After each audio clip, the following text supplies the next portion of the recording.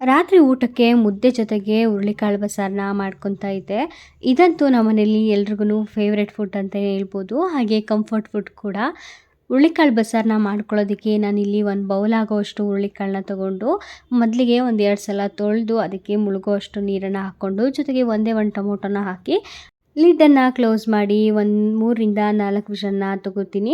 ಇವಾಗ ಬೇಯಿಸಿದಂತಹ ಟೊಮೊಟೊನ ಒಂದು ಪ್ಲೇಟಿಗೆ ಸಪ್ರೇಟಾಗಿ ಎತ್ಕೊಂಡು ಜೊತೆಗೆ ಸ್ವಲ್ಪ ಹುರುಳಿಕಾಳನ್ನು ಕೂಡ ಹಾಕ್ಕೊಂಡು ಟೊಮೊಟೊ ಮೇಲಿರೋಂಥ ಸಿಪ್ಪೆ ಎಲ್ಲನೂ ತೆಗೆದು ಇದನ್ನು ಸೈಡಿಗೆ ಎತ್ತಿಟ್ಕೋತೀನಿ ತಣ್ಣಗಾಗೋದಕ್ಕೆ.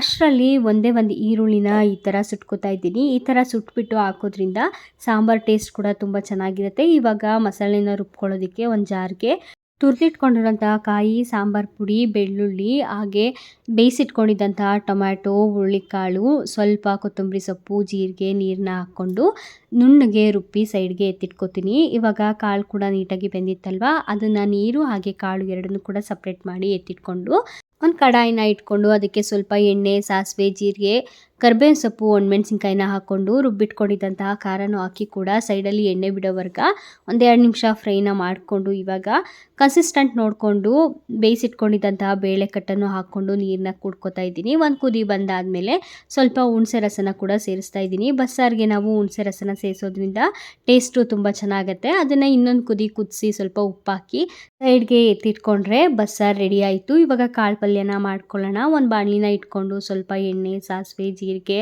ಒಣಮೆಣಸಿನ್ಕಾಯಿ, ಬೆಳ್ಳುಳ್ಳಿ ಹಾಗೆ ಕರಿಬೇವಿನ ಸೊಪ್ಪನ್ನು ಹಾಕ್ಕೊಂಡು ಫ್ರೈ ಮಾಡಿಕೊಂಡು ಅದಕ್ಕೆ ಕಟ್ ಮಾಡಿ ಇಟ್ಕೊಂಡಿದ್ದಂತಹ ಒಂದು ಈರುಳ್ಳಿನ ಸೇರಿಸ್ಕೊಂಡು ಬೇಯಿಸಿಟ್ಕೊಂಡಿದ್ದಂತಹ ಕಾಳನ್ನು ಹಾಕಿ ಮಿಕ್ಸ್ ಮಾಡಿ ಜೊತೆಗೆ ಸ್ವಲ್ಪ ಫ್ರೆಶ್ ಕಾಯಿ ತುರಿನ ಹಾಕಿ ಮೇಲ್ಗಡೆ ಮಿಕ್ಸ್ ಮಾಡಿಕೊಂಡ್ರೆ ಹುರುಳಿಕಾಳು ಪಲ್ಯ ಕೂಡ ರೆಡಿ ಆಯಿತು. ಅಕ್ಕಿ ಮುದ್ದೆ ಜೊತೆಗೆ ಬೆಸ್ಟ್ ಕಾಂಬಿನೇಷನ್ ಅಂತಲೇ ಹೇಳ್ಬೋದು. ನೀವು ಕೂಡ ಟ್ರೈ ಮಾಡಿ ಹೇಗೆ ಬಂತು ಅಂತ ಕಮೆಂಟ್ ಮಾಡಿ. ಇದೇ ಥರ ಈಸಿ ರೆಸಿಪೀಸ್ಗೋಸ್ಕರ ನಮ್ಮ ಪೇಜನ್ನು ಫಾಲೋ ಮಾಡ್ಕೊಳ್ಳಿ.